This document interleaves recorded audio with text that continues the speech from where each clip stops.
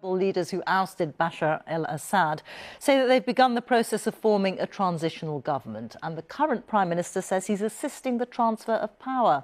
The rebels say their forces have established order across almost all of Damascus and that they've granted an amnesty to military personnel who were conscripted into service by the Assad regime. Our correspondent Yogita Limai has been assessing the mood in the Syrian capital.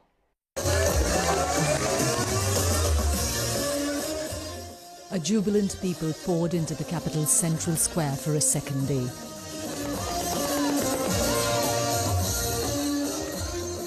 A street party-like atmosphere.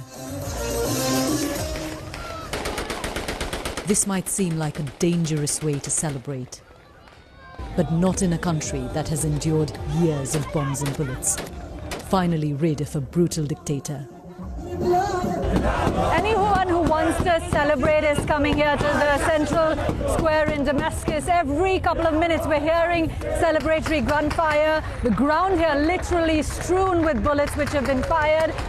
And it's not just members of the rebel group HTS, it's lots of civilians. I've seen women, children bringing their families along. Stories of horror too easily found amidst this joy. Mohammad Vatar is 45 but looks older because he has no teeth. He says Bashar al-Assad's soldiers broke them because he belonged to a rebel militia. They also cut off part of his tongue and gave him mice to eat in prison. We are the people of Damascus, he says, but they accused us of being terrorists.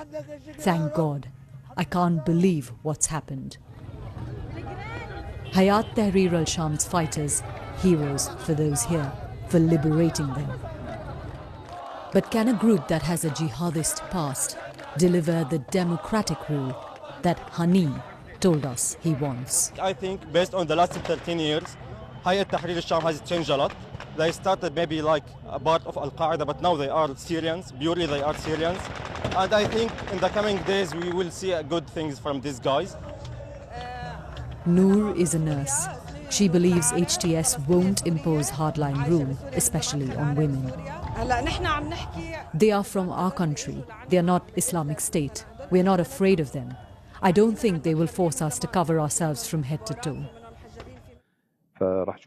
Today, the man at the center of it all, dressed in his usual military attire, HTS leader Mohammad Abu al-Jalani met the interim Prime Minister to discuss the way forward.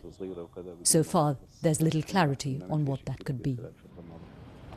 Damascus is still largely shut down, and there's a curfew from dusk to dawn.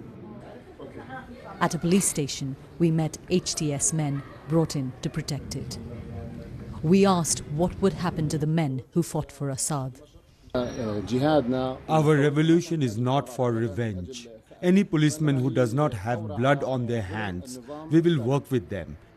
The looting and vandalizing that was seen on the first day, that appears to have stopped today.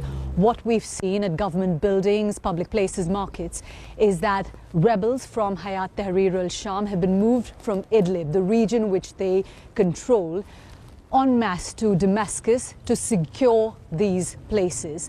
But as of now, there isn't a proper functioning government in place. That vacuum